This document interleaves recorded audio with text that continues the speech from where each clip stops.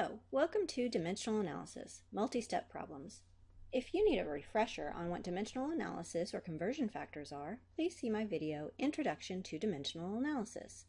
So in this video, we're going to talk about what to do when you can't just use one single conversion factor to convert from one unit to another unit. The best way to show you is to do some problems. This problem reads, the average distance of Earth from the Sun is 1.496 times 10 to the 8th kilometers. What is this distance in centimeters?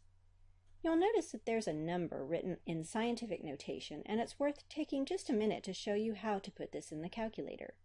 There are many different types of calculators, but I'm going to show you with the TI graphing calculator, like the TI 83 or 84, and with the TI 30X2S, because these are the ones we use at my high school.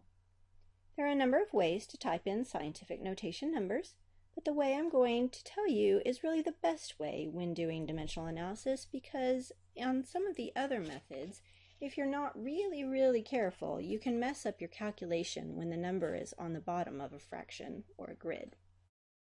So the first thing you want to do is press in the coefficient part of the number. That's the part of the number that comes before the times 10. In this case, it's 1.496. Then you want to press the second function key. It's usually a different color, so it's easy to find. Then on the graphing calculator, press the comma key, and on the other type of calculator, press the x to the -1 key.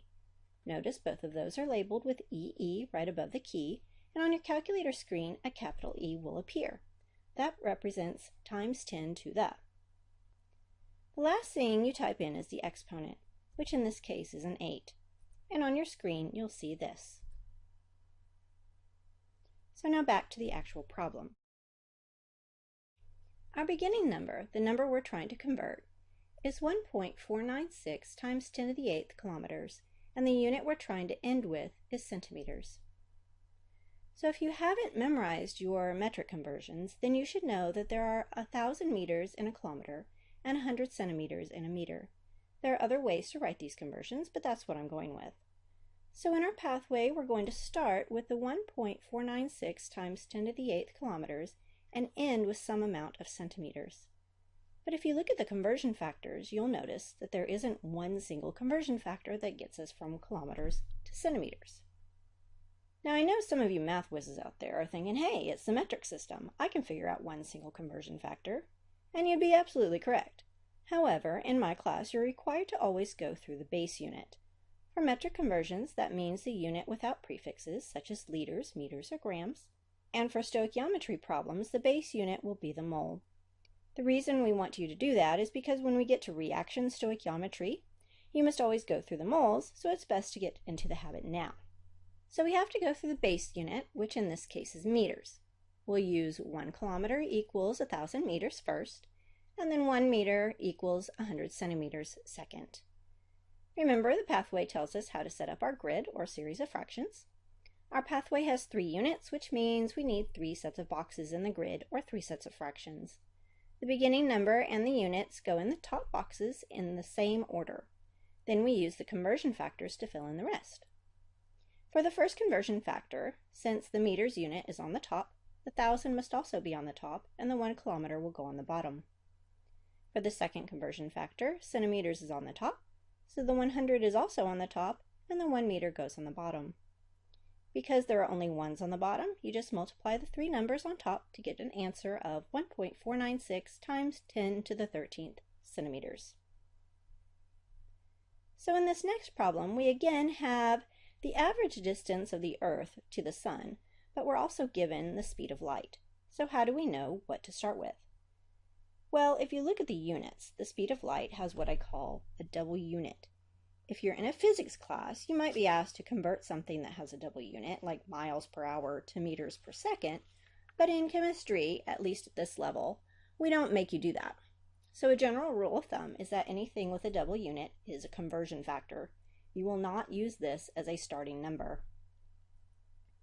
So 1.496 times 10 to the 8th kilometers is our starting number. If I read the question, it's asking me how many minutes. So minutes is what I'm trying to end with. So my pathway needs to get me from kilometers to minutes. So how do I get there? I don't have a conversion factor that does that, so I can't convert directly from kilometers to minutes. But I do have the speed of light. When you have a double unit, like meters per second, the number goes with the top unit and a 1 goes with the bottom unit. In other words, 3.00 times 10 to the 8th meters per second means that light travels 3.00 times 10 to the 8th meters in 1 second. This allows me to convert meters, a unit of distance, to seconds, a unit of time. I can easily convert kilometers to meters, and I can easily convert seconds to minutes, completing my pathway.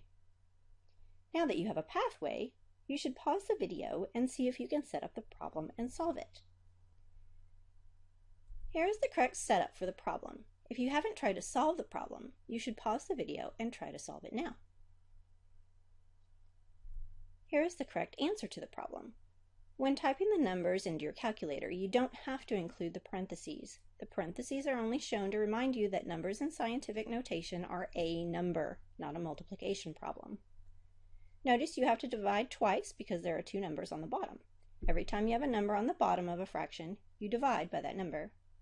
The answer, 8.31 minutes, is rounded to the correct number of significant figures. Let's try one more.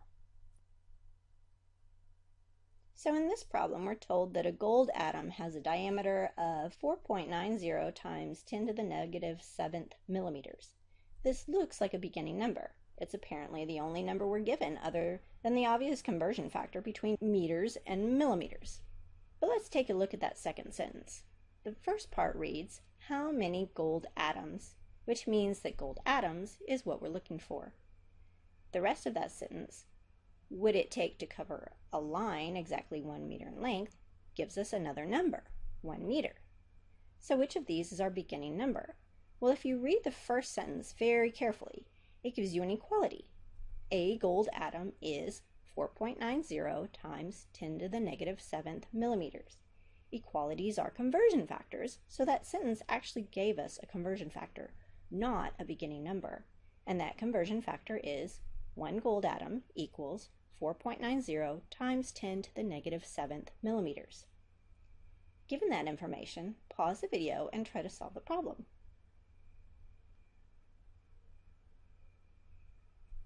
Here's your pathway and your conversion factors. Here's what your setup should look like.